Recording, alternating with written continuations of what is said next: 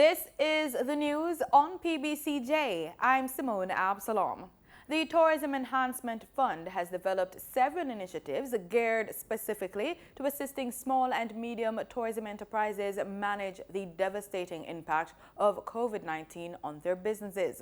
Minister of Tourism Edmund Bartlett provided an update on the initiatives this morning. Data shows that COVID-19 has seriously impacted small and medium tourism enterprises. According to Mr. Bartlett, the fallout is approximately $2.5 million each. Among the measures implemented to assist these entities is the distribution of COVID-19 kits. The kits will include these gadgets we have here, temperature gun as we call it, sanitizer, and of course a garbage disposal bin, and of course with these decals which will make the story very clear. Please stay 6 feet away, and that's about physical distancing. The kits value at over $30,000 each will include 2 touchless garbage bins, as we indicated, 2 touchless hand sanitizer dispensers, and 2 infrared thermometers, which we just showed. The value of the 500 kits amount to some $15 million. Other initiatives include partnerships with a number of multinationals, including the World Bank through the Jamaica Social Investment Fund, Jamaica National, and Exim Bank to assist the SMTEs retool, adapt, and evolve. This overall is going to provide a package of just a little over $2 billion that will be available to the small and medium enterprises. And we are working with the World Bank and JSIF to look at another formulation that could see an additional amount being provided, possibly at Exim or some useful and valuable partner that can be determined. But it will be all to enable these small enterprises to recover quickly, to get access to credit and or grants so that they could become COVID compliant, but more important, could have cash flow support to get back on the road to recovery. There are 2 new imported COVID-19 cases in Jamaica, bringing the overall count to 753. Minister of Health and Wellness, Dr. Christopher Tufton, gave an update during a digital press conference at the ministry's office on Thursday. The new cases include 1 male and 1 female, aged 44 and 55 years. In the case of in the first instance, that individual is a tourist who stayed in St. Ann and was subsequently repatriated. The other is a Jamaican citizen of a St. James address. There are now 235 imported cases, while 236 cases are contacts of confirmed cases. 39 are local transmission cases, not epidemiologically linked. 236 are related to the workplace cluster in St. Catherine, and 7 cases are under investigation. The majority of the confirmed cases are females. That would be 424 or 56%. And of course the other numbers, 44% or 329 are males, and the range of persons affected from 2 months to 87 years. And the health minister cautioned that negative COVID-19 test results does not mean all arrivals to the island are in the clear. The government has announced that visitors from the United States who plan to enter the island as of July 10 will have to be pre-tested for COVID-19. Additionally, results that are no older than 7 days from the expected time of their arrival must be uploaded to the Visit Jamaica website in order to have their applications for entry considered. The requirement of pre-testing for COVID-19 before entry to the island applies to individuals coming from states which have a high number of cases, including Florida, New York, Arizona, and Texas. Speaking Thursday at a special Select Parliament Committee on Public Health, Dr. Tufton said there remains a wide margin of error even with pre-testing. I do not want the population to think that pre-testing is going to guarantee that one who has done a test 8 to 10 days prior to coming in means that they are free of the virus. And that's very important, because the reason why that is important is that the message around surveillance and self-monitoring is going to have to be more important, because there are margins of error, major margins of error with pre-testing. It will pick you up if you're positive at a particular point in time and rule you out. So there's a positive there. But you could be carrying the virus and it doesn't show up because of the extent to which the virus multiplies. Dr. Tufton says pre-testing is therefore not completely reliable, which means that surveillance and personal responsibility are now even more important to protect the population. What it would mean is that there would be a mechanism at the airport to do some testing, but not nearly the numbers, or sample collection, but not nearly the numbers that would have been the case in the early days. It would mean some of that sample collection would be shifted to the health centers. It would mean too that persons are going to have to comply more rigidly, and we have to continue to drive that message with the stay at home or home quarantine, and also to respond based on any particular symptoms that they have. They need to be self-motivated to call the doctor, visit the clinic, call the 888 One Love number, because that's when the testing would be triggered if they are staying at home during those 14 days and have issues. Dr. Tufton says with more people entering the country now, the challenges at the island's 2 airports have increased in recent weeks. Government acknowledges that in the last week and a half, the approach to testing at the airport has been periodically fairly chaotic because of the numbers that are coming in. And we have had to make some adjustments to try and accommodate and to smooth out the backlog in processing of individuals, the transaction time to deal with those persons. Meanwhile, the Health and Wellness Ministry is having trouble keeping track of some persons who have entered Jamaica and who have been told to quarantine at home. I went to a setup and I saw 2 police vehicles there sent by the Ministry of Health to find a particular individual. We located him long after we went to his home. He wasn't there. And then we went back to the setup and he was very much at the setup. He's asymptomatic, he's not moving. He was at the funeral the following day with a lot of persons. I would want to encourage Jamaicans, when people come from overseas, scorn them if necessary. If you realize that they should be quarantined and they are up and out, and they could tell me, he was at the gas station and I saw him with Master Joe, who is 80-odd years old. We need to take our health in our hands as well, because we cannot just depend on the state to enforce the law.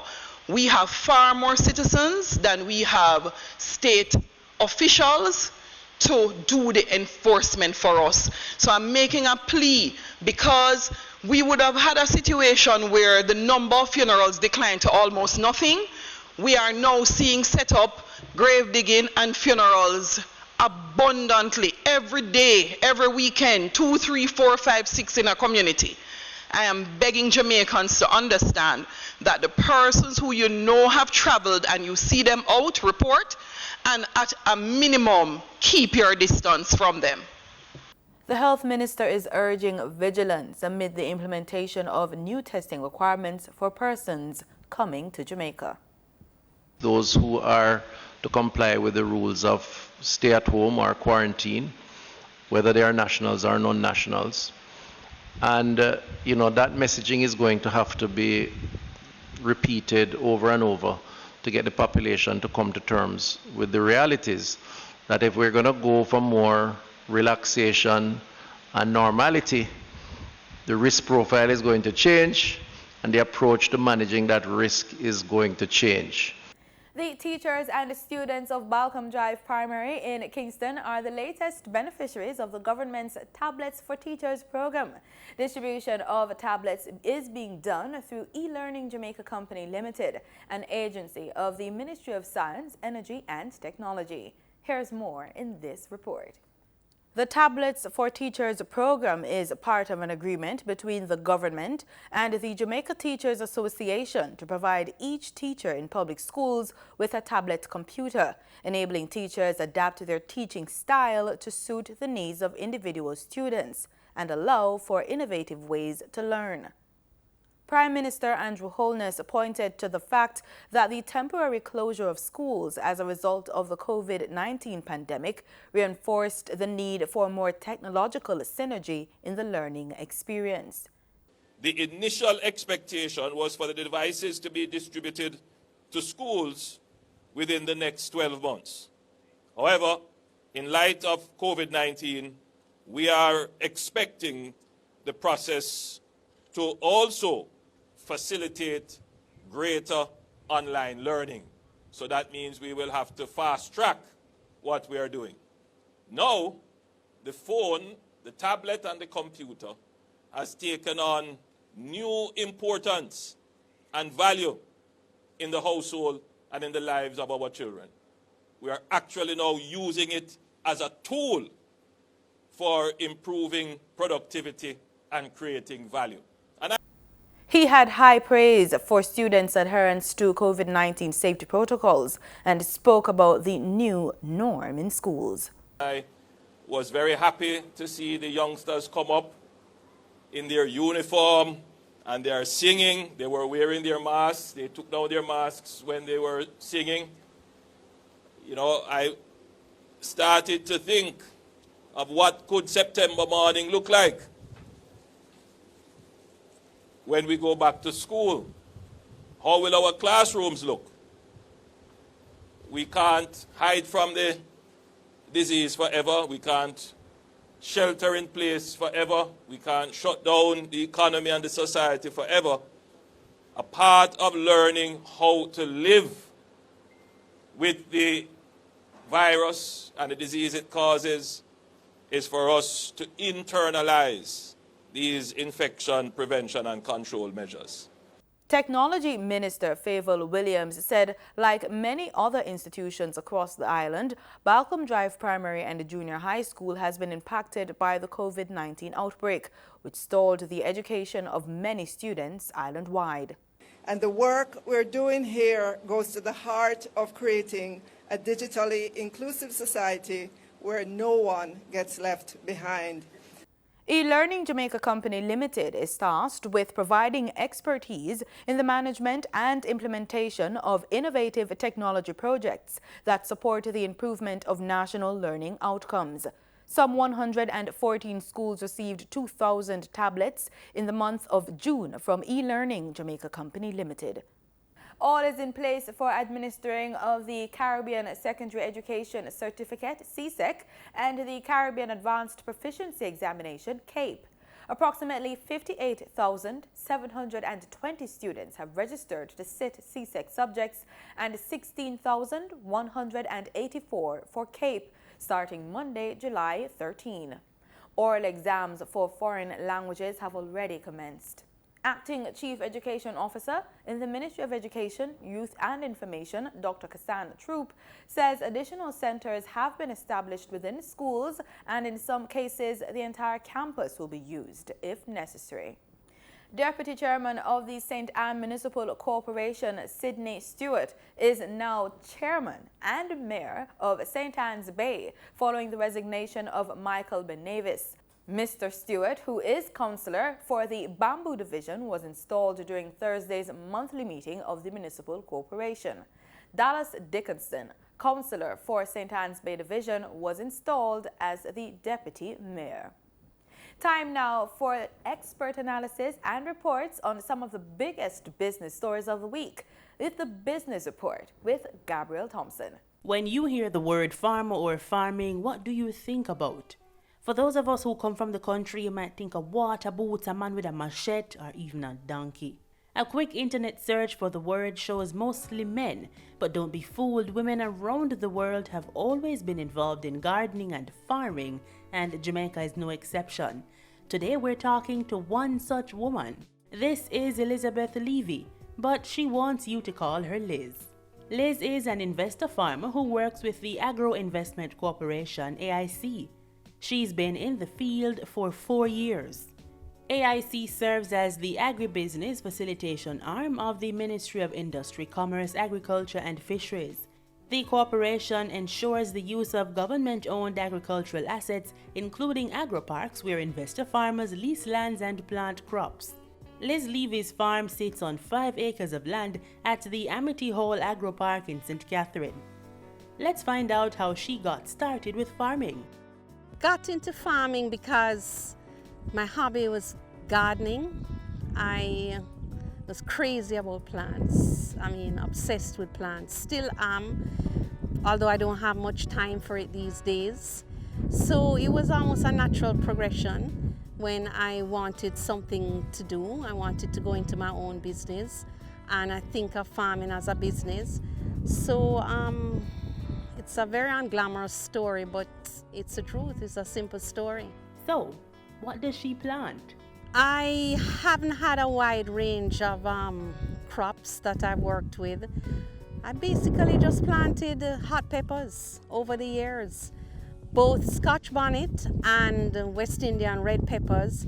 I've dabbled in cabbage. I've tried a cabbage, a small plot of cabbage, but that was mostly for friends and family. I've tried pumpkin. I've planted sweet potato. That went well. But essentially, I have stuck with peppers because I have a market for it. And your harvesting period? My harvesting period is pretty much all year, because what I've tried to do is to divide up the land into quadrants so that I plant it in a staggered way to extend the period of time when I would be reaping. But what is a farmer without buyers and a market? After all, the crops must be bought. Liz speaks to her operation and describes the benefits of being on an agropark. I am a contract farmer with a particular company, so I've made my own marketing arrangements, but that's easy to do because of the crop that I'm in. For other people who plant other kinds of crops, they absolutely do help you. And just being on the park alone attracts buyers. You will see people come in here like before market days, just looking for produce. So that's another plus of being on an agro-park. But every few weeks, AIC head office is always getting in touch with us about potential markets. The National Water Commission implemented a prohibition order that took effect on Thursday, July 9, 2020. The entity says this is in order to prevent the wastage of potable water for non-essential purposes.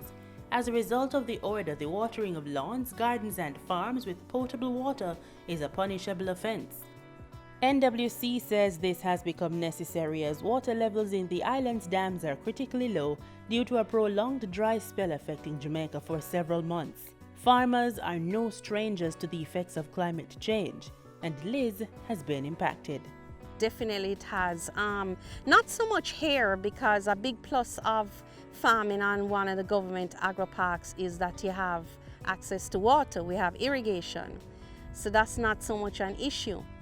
But when I was planting in another parish where there was no water, it had a direct impact on my farming operation, and hence my decision to relocate into the agro-park. So what has it been like for a woman in farming? For Liz, it's not that hard. You tend not to really be quite taken as seriously. in the beginning, but it's not a huge constraint. You know, once people see that you are, as I say, trying person, people help. I really can't honestly say that when it comes right down to it, that it's mattered that much. And her advice to persons who are interested in farming? I would say check out AIC. They know what they're doing. You want to go to an organization that knows what they're doing, right? And has experience in the area. I would say go to AIC because their parks are managed, they have irrigation. You don't want to be anywhere in this climate change period without irrigation. And I would say always try to secure your market before you put a spade in the ground, which is a common piece of advice that you get from people in agriculture. Thanks, Liz. This is the business of food. In Thursday's trading session, the JSE combined index declined by 1,150 points to close at under 400,000 units. Overall market activity resulted from trading in 78 stocks, of which 33 advanced, 32 declined, and 13 traded firm. The junior market index declined by 14 points to close at under 3,000 units. Stocks advanced for 138 Student Living Jamaica, Access Financial Services, and CAC 2000 preference shares. Stocks declined for 1834 Investments Limited, AMG Packaging and Paper Company, and Barita Investments Limited. Trading firm were Carreras Limited, Siboney Group Limited, and Consolidated Bakers Jamaica. Wigton Wind Farm Limited ordinary shares was the volume leader with 7.9 million units, followed by Trans-Jamaican Highway Limited with 4.4 million units, and Mailpack Group Limited with 2.8 million units. Now for the foreign exchange, the US dollar on Thursday, July 9 ended trading at $143.93. The Canadian dollar sold for an average $106.66.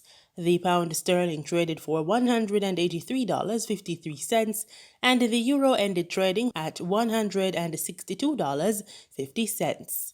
Oil prices dropped on Friday and were headed for weekly declines as inventories rose and record-breaking new coronavirus cases in the United States stoked concern about the pace of economic recovery and fuel demand. Brent crude futures fell 46 cents to $41.89 a barrel.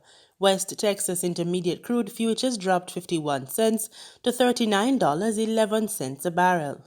And that's it for the business report on PBCJ. I'm Gabrielle Thompson. Let's now join our entertainment guru, Alicia Steele, for the latest in entertainment news, celebrities, and what's trending in Jamaica. All that and more in the Entertainment Recap. This week on Entertainment Recap, lockdowns, shooting, internet backlash, the naming of a star, East Indian versus Common Mango, and how to cope with it all. I'm your host, Alicia. Let's get into it.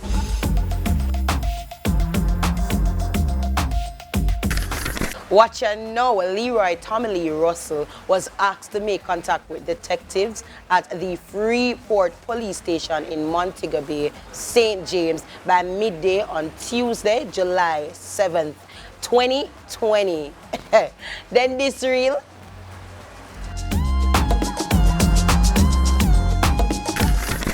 The arts help people to cope in dark times, even during a pandemic. This week, we get a peek into how the After the Fact band is coping. Let's hear from them.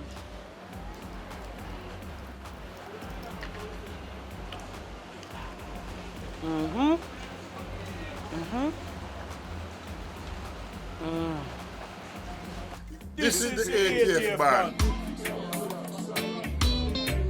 The year of our journey.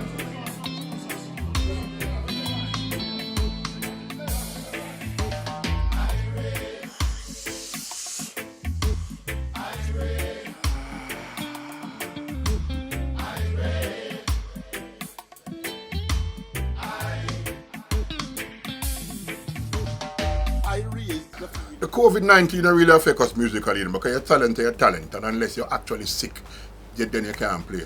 As far as playing out to fans and venues and all them things, we have to go by the restrictions laid out by the government. You know, you can't have concerts because, you know, the 20 people, and it makes sense to keep a concert with those 20 people, yeah? So we just do everybody else. Well, basically a lot of people do the thing like streaming and the whole internet business, and that's how we're really keeping connection, keeping contact with the fans, and the fans get to know that we're still around. It's all by the internet. Irie in the morning when the sun is just rising and the little birds begin to sing. Some coffee may be brewing, guess what? Right, so as far as the album goes, digitally, VPAL will be distributing the CD, not the CD, sorry, the digital format. And we, the band ATF Music Productions, we will be distributing the CD here locally in Jamaica. Quite a few people have been posting up on our website that they want CD. I guess I'm not all into the downloading and stuff. And as far as promoting it, like I said, VPAL, there's a company in Japan 24/7, they will also be promoting it. And we ourselves will be promoting it on social media.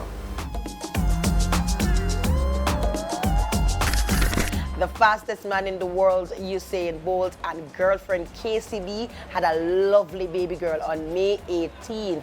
They showed her to the world on KCB's birthday, Tuesday, July 7th, 2020, of course. What a sweet picture. Olympia Lightning Bolt.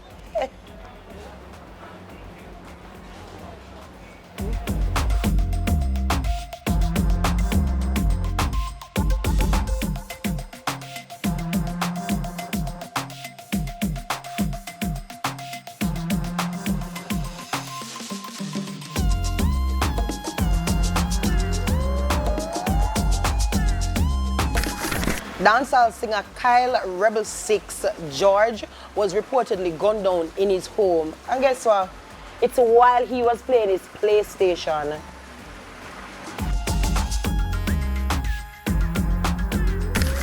Hey you, thanks for watching Entertainment Recap. I'm your girl, as per usual, Alicia. And remember to follow us on all socials at PBC Jamaica. Where?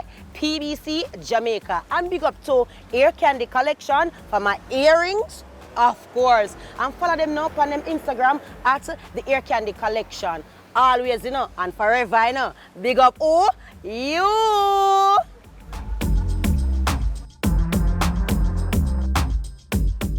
In regional news, the Organization of American States, in collaboration with the Pan American Health Organization, has compiled a series of measures for holding a, quote, safe and clean and transparent elections while contributing to reduce the risk of transmission of COVID-19, end quote. These include organization and electoral administration, use of technology, participation in inclusion, campaigns, communication, and voting and vote counting.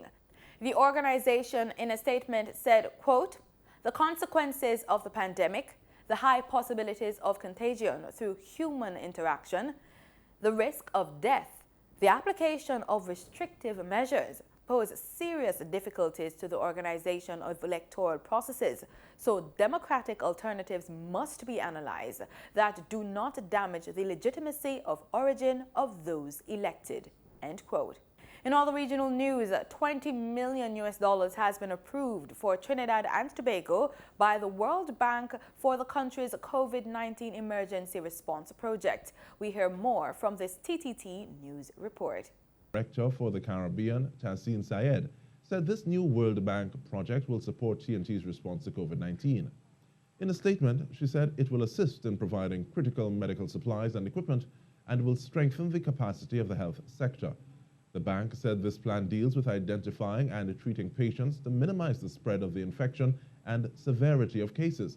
Its financing will support procuring key medical supplies needed for testing and diagnosis, inputs for infection prevention and control in health facilities, and personal protective equipment for staff.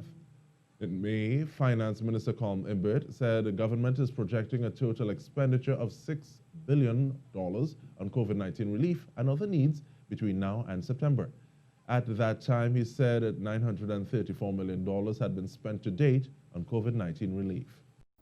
In sports, Grace Kennedy Foods has signed sprinter Briana Williams as its newest brand ambassador. Effective July 1, 2020, the national under-20 record holder will represent the GK Food brand locally as well as in the region and international markets over the next 3 years. The 18-year-old sprinter is the youngest female ever to win both the 100 and 200 meters at the 2018 IAAF World Under-20 Championships in Finland. She is also the first Jamaican since Usain Bolt to earn the Austin Seeley Award 2 years in a row, 2018 and 2019, at the Carifta Games. At the 2019 Carifta Games, Williams secured 3 gold medals in the under-20 category for the 100, 200 and 4x100 meters relay. And that's the news on PBCJ. Thank you so much for watching.